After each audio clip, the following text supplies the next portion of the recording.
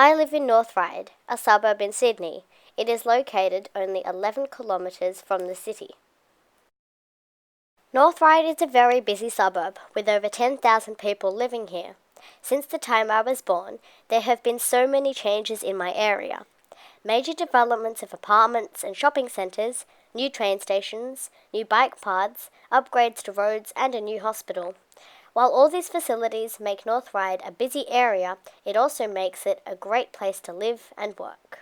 North Ryde is special because even though there are many developments, there is still a lot of open space. We have access to parks, as well as sporting areas such as soccer fields and athletics tracks.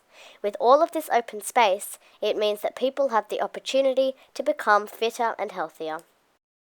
Despite the population growth, there is still a good balance of open space, and I love being able to use these grounds. This is what makes my suburb unique. I hope that as North Ryde continues to grow, the council continues to protect this special part of my world.